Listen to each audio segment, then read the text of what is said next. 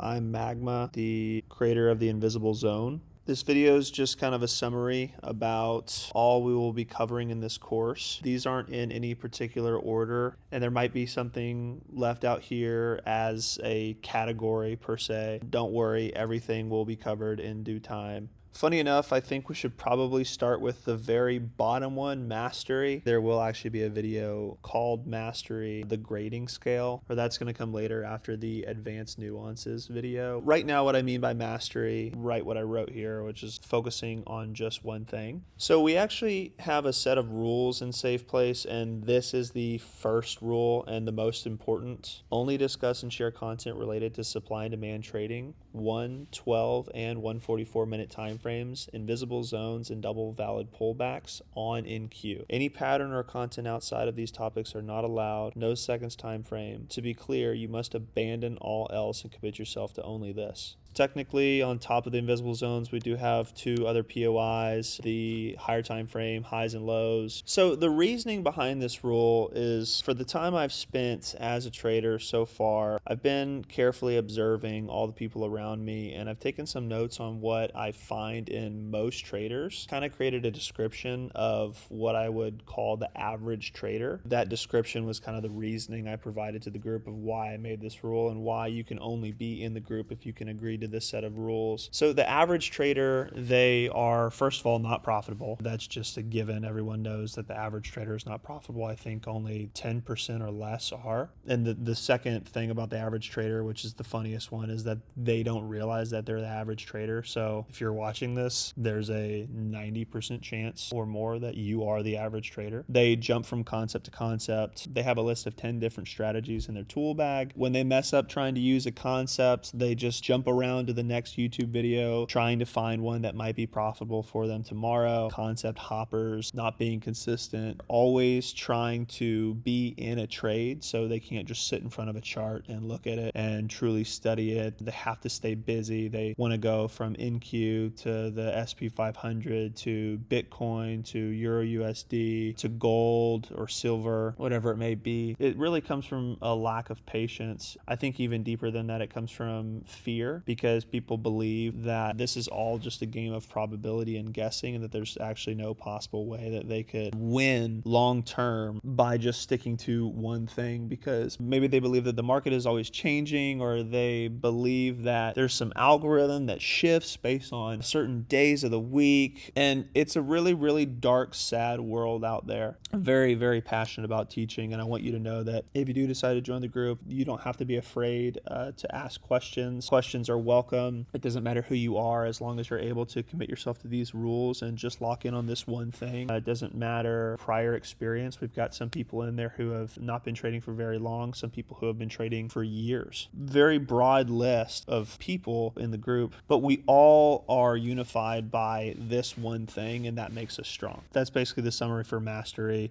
I just wanted to make sure that people know that ahead of time. I don't want people to be buying premium and coming in and then being like, hey, did you see that buy side liquidity get taken? And I'm like, no, I don't know what the hell that means, man. That's a 50% concept right there. We're talking about 90+% win rate with this strategy, with all the advanced nuances added onto it, which is the win rate that I personally have. Students in the mentorship sometimes are hitting 100% multiple days in a row, which is just incredible. You wouldn't believe it, but there are guys in there who get 60 to 70% win rate days, and they're just embarrassed to share their P&Ls because they're disappointed in themselves about that. I mean, that's the kind of standard that we have here. So focusing on just one thing, this is paramount. If you're not open to the possibility of this right here, I need you to click away from this video right now. You are only going to waste your time and everyone else's time from here on out if you keep watching this. I'm not saying commit to it right now. I know you don't know if it works yet. You don't know if it's real, right? But if you're watching this and you're married to ICT or DTFX or SMC,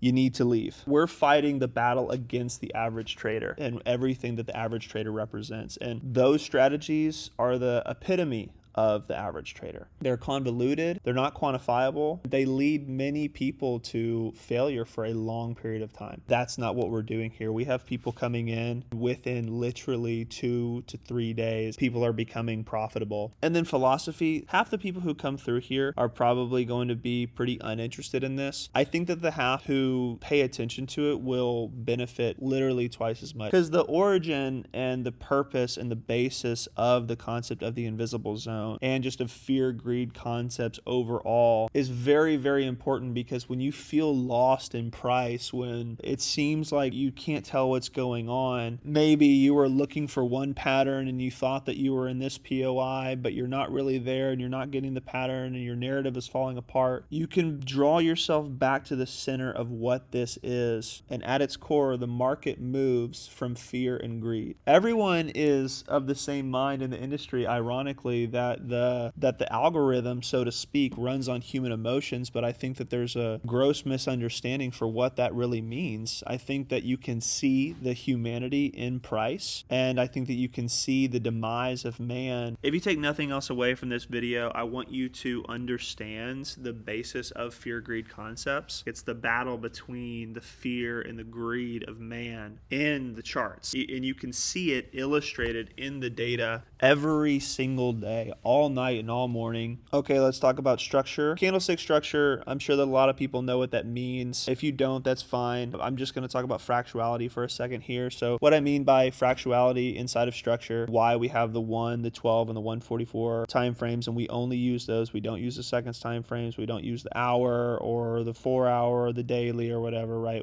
These are all that we use because they are perfect reflections of one another. Not to say that there are not other time frames that can't be perfect reflections of one another, but like I said about mastery, we're just focused on one thing and we're working to perfect it. Now, candlestick structure is something that we'll cover. There's not too much. A lot of people that teach candlestick structure courses will take up hours and hours and hours of your time to tell you a bunch of different little quirks inside the candlesticks that don't really pertain to this concept specifically. The basics of this will just be candlestick structure, meaning what makes a valid high, what makes a valid low, what is a valid pullback, what is a failed high, what is a failed low, what do all those things mean? You're going to learn that in this course. Now for patterns, you might be seeing this and thinking, oh man, I've been burned by some patterns before. Don't worry, these are not patterns that we're just looking for to occur at random. There are just 3 things that we generally see in price at 3 different points of interest. So you've got your double valid pullback, your DNB, and your hump. And those are just the 3 that we have. DNB occurs after a protected low gets run, but then we bounce off the higher time frame invisible zone. The standard double valid pullback, of course, and the hump, which the hump is just a pattern that we like to see whenever price is generating structure kind of at an invalid point according to the invisible zone. Just 3 patterns that occur around different POIs. There's nothing scary there. We're not talking about the unicorn or the pendant or the widening or the broadening range or all that crap that's 50% hit or miss. These are just things that we always see after certain occurrences, and they tell us what price is going to do next. Now, 3 POIs. A point of interest is just somewhere where we like to take trades from. All of our POIs will come from the higher time frame. Our POIs will come from the 12-minute and the 144-minute, meaning you're not going to be taking 1-minute trades from areas that you identified on the 1-minute time frame. You're going to identify areas for price to turn around on the 12-minute, and you're going to take the confirmation for the trade on the 1-minute. As simple as that. Really, it is as simple as that. Narrative, what is the story of price? So this is going to come a little bit later on in the advanced nuances video. The metaphor I use for the students right now is that we're all, in a way, journalists. If you imagine that you are a writer